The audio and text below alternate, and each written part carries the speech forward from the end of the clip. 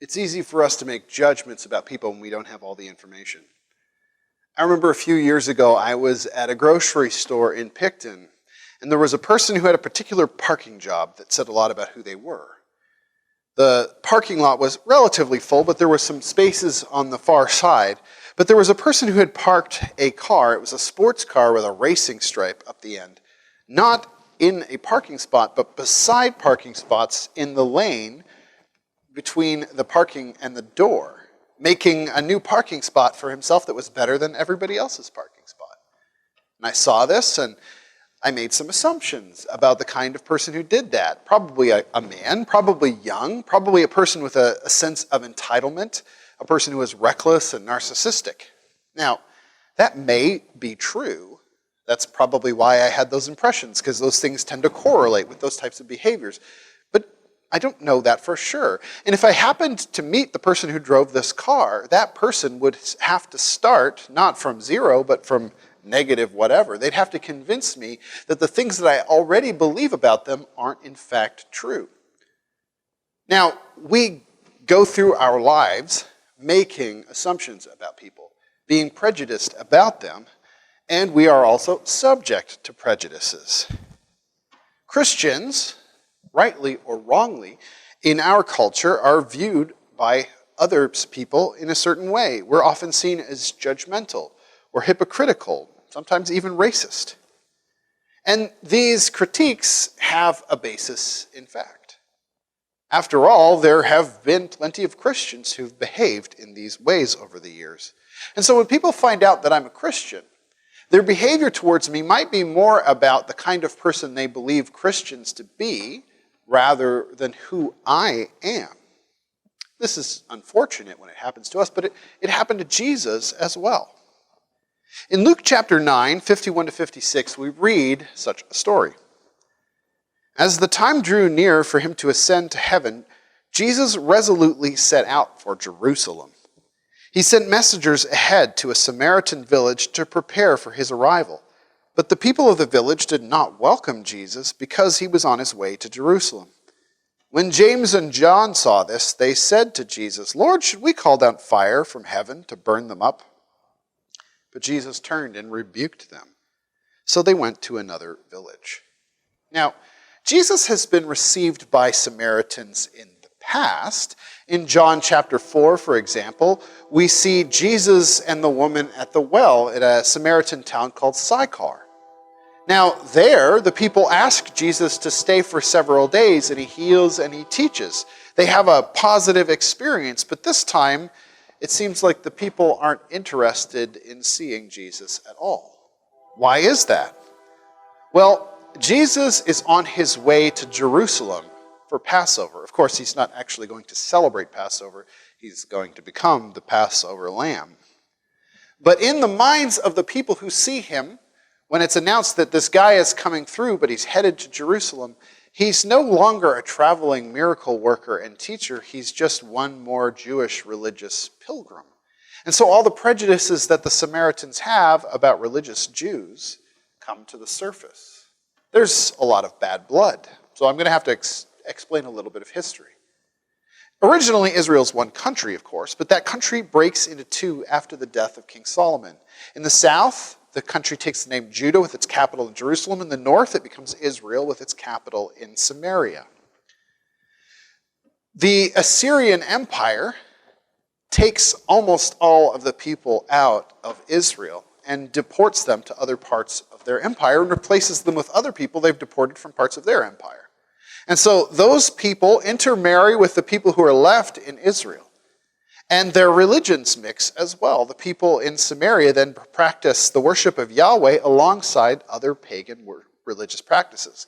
And so they become a group of people that are kind of Jewish, but not really Jewish. And so that puts them at odds with the Jews, who view them as sort of like cult people or something. Now, when the southern kingdom is exiled and returned, they get to build a new temple. And the Samaritans offer to help. And the people are like, "No, you're not among us. You have no business with us." And so the Samaritans respond by building their own temple to God on Mount Gerizim. A few hundred years later, when the Jews finally have some level of independence and military dominance in the area, they destroy the Samaritan temple on Mount Gerizim. And this feud then simmers between the Jews and the Samaritans. Now, the Jews see themselves as Orthodox and see the Samaritans as heretics. And on a purely intellectual level, there's some truth to this. The Jews have, by far, better understandings of the way that God has revealed himself. And the Samaritans have deficient doctrine. But at the same time, the word orthodox comes from ortho, which means straight or correct, and doxa, which means glory. And so what orthodox is correctly portraying the glory of God. Now, our God, his glory is in love and kindness and mercy. And inasmuch as the Jews' actions towards the Samaritans failed to be loving and merciful, then their religious expression could not be described as orthodox. They too are heretics. They're behavioral heretics rather than doctrinal heretics. The Jews have misrepresented Israel's God. And so the Samaritans reject Israel's God, Jesus, when he comes to them because God's people got in the way. The Samaritans lose their chance of encountering the God who saves because the Jews didn't live an orthodox life. But God doesn't give up on Samaria. That's the good news. A few years after Jesus' death and resurrection and ascension, the church begins to establish itself in Jerusalem when persecution breaks out, and the church scatters to all places all over the region. And in Acts chapter 8, we read the story about how Philip goes to Samaria. But the believers who were scattered preached the good news about Jesus wherever they went. Philip, for example, went to the city of Samaria and told the people there about the Messiah. Crowds listened intently to Philip because they were eager to hear his message and see the miraculous signs he did. Many evil spirits were cast out, screaming as they left their victims. And many who had been paralyzed or lame were healed. So there was great joy in the city. So many Samaritans received the message of Jesus with joy. Why? What's the difference? They had just rejected Jesus a few years earlier. Well, when Samaritans encountered Jews going to Jerusalem, they saw them as religious pilgrims.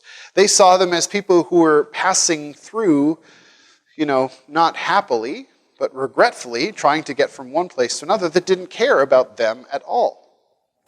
In the United States, there's a very strong partisan divide between Republicans and Democrats, red states and blue states. And the Democrats, or the liberals, tend to congregate in the dense urban areas, like the Northeast and the West Coast. And so oftentimes when people are traveling between those two areas, they have to fly over the vast rural areas that are generally, home to more conservative Republican voters. And that area is often described by liberals as flyover country. And you can imagine that just because to them that's just an area you try to get through as fast as possible, that sort of dismissive attitude creates a sense of resentment by those who live in flyover country. Well, to the Samaritans, they were flyover country to the Jews who lived in Galilee to the north of them and Judea in the south of them. And so they resented the people who were passing through. But when Philip shows up in Samaria, he's not just a religious Jew traversing Samaria in order to get where he's going. He's actually arrived there. That's the destination where he's going. And so he shows that he cares about them. He doesn't just care about getting through their territory. By coming with an invitation of inclusion, Christians begin to undermine the prejudices that Samaritans hold about God's people. So Philip works to unwind the hostility between God and the Samaritans by expressing God's love and hospitality. Now, as I alluded to in my introduction, Christians have left a bad taste in the mouth of many non-Christians, and especially in ex-Christians.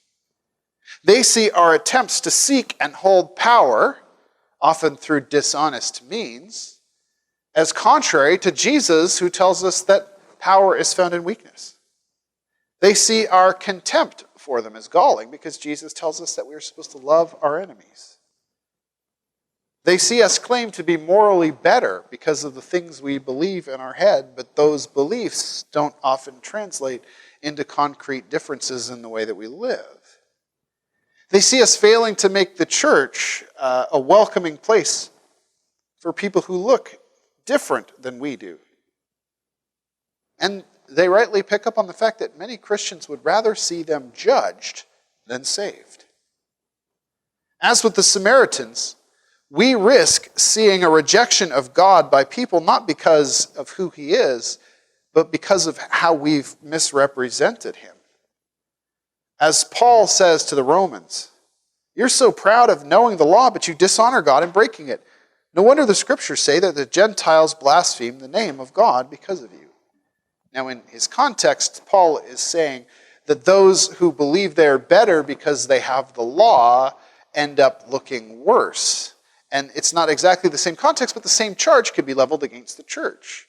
We pretend that we're better because we have God's grace, but then when our lives don't reflect God's true glory, his love and kindness and mercy, then the world blasphemes God on our account. The people of God, represented in Philip, broke through the hostility towards God's people by faithfully embodying who God is. And the same is true for us. If we have any hope of showing our community who God is, then we need to live lives that contradict the expectations that people have about Christians, the negative expectations that people have about Christians. We need to desire mercy over judgment, actively working towards reconciliation. Do you love your enemies? You might say, well, I don't have any enemies. But what about the kinds of people, not that you know, but people that you know about, who represent terrible things, evil people? You look at Vladimir Putin and Kim Jong-un. Would you rather see them meet their end in a violent fashion, or would you rather see them repent and become people of peace? We need to lay down our interests to pursue the interests of those in need. One example could be, oftentimes Christians are seen as a middle-class group of people advocating for tax cuts that benefit us at the expense of the poor, because to pay for those tax cuts, we end up gutting the programs. Now, of course, budgetary politics are politics, and they're complicated. But the perception is that we're looking out for ourselves rather than looking out for other people. We need to show genuine kindness to those with whom we have disagreements, principled disagreements. So, for example, we need to be the kind of place that is welcoming to people who vote for whatever political party. Or do we become the kind of place where we can only get along if we just make sure that we don't talk about it? We need to take initiative to welcome those who tend to feel excluded by the church. If there's a society of LGBTQ people in Kirkland Lake, would they feel safe in the church? Would they feel loved and accepted by the church? Or would they feel condemned and excluded? Now we might ask, you might say, but what about their lifestyle choices? To which I would say it doesn't matter. Paul tells us that while we were still sinners, Christ died for us. For Jesus, there is no consideration about whether or not we earn his grace. He gives it to us free of charge. It is an extravagant mercy. And so when we look at people and we agree with them or we disagree with them, it shouldn't matter one whit. They should find in the church love and acceptance. They should be cherished as people made in the image of God, whether the church accepts their behavior or does not accept their behavior. And so when we look at people, do we see the image of God? Do we welcome them? And in so doing, welcome the one who made them.